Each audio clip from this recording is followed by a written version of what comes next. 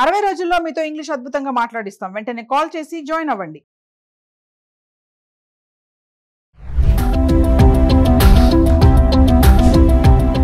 YouTube నుంచి డబ్బులు సంపాదించాలని అనుకునే వారికి ఇది ఒక భారీ షాక్ అని అనుకోవాలి. మరి యూట్యూబ్ మానిటైజేషన్ రూల్స్ కూడా మార్పులు జరుగుతున్నాయి.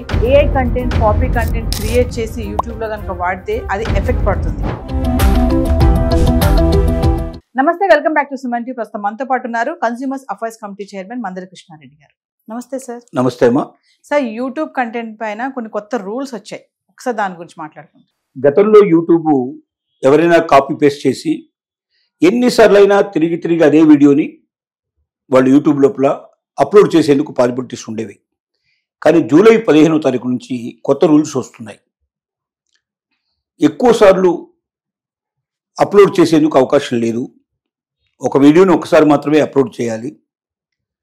అలాగే రెండోది ఏంటి, కాపీ పేస్ట్ ఏవైతే ఉన్నాయో గతంలో అంటే వేరే ఒక వీడియో ఏదైనా తీసుకొని చిన్న చిన్న చేంజెస్ చేస్తానని ఇచ్చేవాళ్ళు. ఇప్పుడు అలా చేయడానికి వీలు లేదు. కంటెంట్ తన ఓన్ కంటెంట్ కావాలి, తన క్రియేషన్ కావాలి. క్రియేటివిటీ అనేది చాలా ఇంపార్టెంట్. మూడోది ఏం చెప్తున్నారంటే, దీంట్లోపల మనం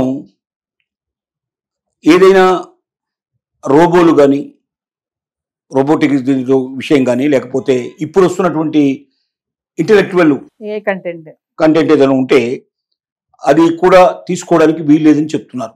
అంటే దాని ద్వారా చేసినటువంటి వీడియోలు ఏవైతే ఉన్నాయో అవి కూడా ఉండకూడదు.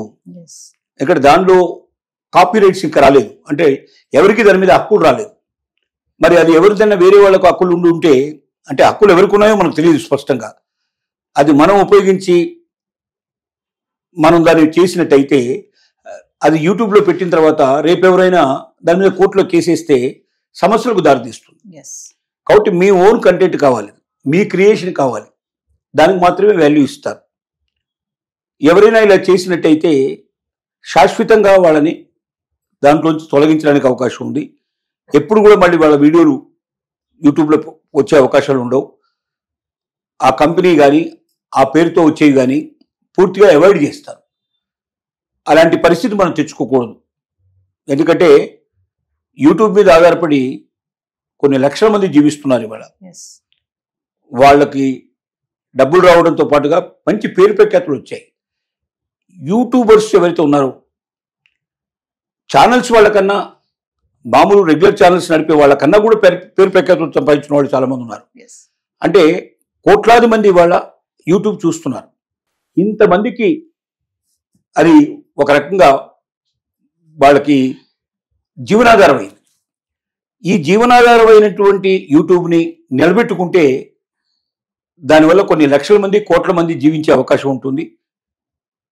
నెలవారీగా, సంవత్సరాలుగా వాళ్ళకి కావాల్సినటువంటి ఆదాయాన్ని సంపాదించుకోవడంతో పాటుగా పేరు ప్రఖ్యాతులు సంపాదించుకొని ప్రజల్లో ఒక సెలబ్రిటీగా పేరు సంపాదించుకున్న వాళ్ళు చాలా మంది ఉన్నారు. యూట్యూబ్ ద్వారానే సెలబ్రిటీలు అయ్యారు. కాబట్టి ఇంత గొప్ప అవకాశాన్ని మనం చేతులా పోగొట్టుకోకూడదు.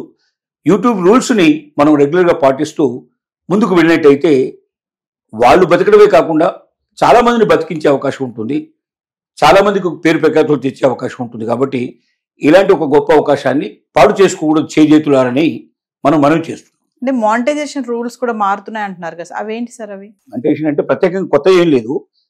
ఈ రూల్స్ని పెట్టి దీని ద్వారా యూట్యూబ్ని ఇక భవిష్యత్తు లోపల ఈ నిబంధనల ప్రకారమే నడుచుకోవాలని చెప్పగలిగితే మానిటైజేషన్ కిందకు వస్తుంది. ప్రత్యేకమైన వేరే ఇంకేం లేదు. దీంట్ లోపల ఈ 5-6 రూల్స్ తీసుకొస్తున్నారు. కాపీ కంటెంట్ కన్నా న్యాచురల్ గా క్రియేటివిటీకి ప్రోత్సహించడం ఒకటి, పదే పదే ఒకే వీడియోని అప్లోడ్ చేసే పరిస్థితి ఉండకూడదు అనేది ఒకటి.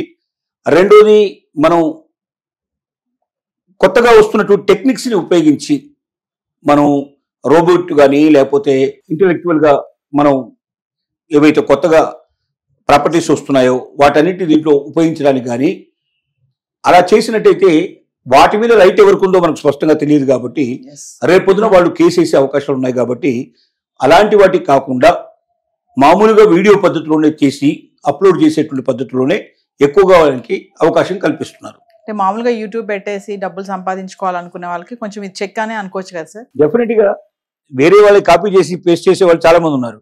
ఇప్పుడు ఆ కాపీ పేస్ట్ వద్దంటున్నారు. అలా చేస్తే వాళ్ళని శాశ్వతంగా దాంట్లో తీసేస్తా అంటున్నారు. అని కాబట్టి క్రియేటివిటీ ఉండేవాళ్ళు మాత్రమే నిలబడతారు.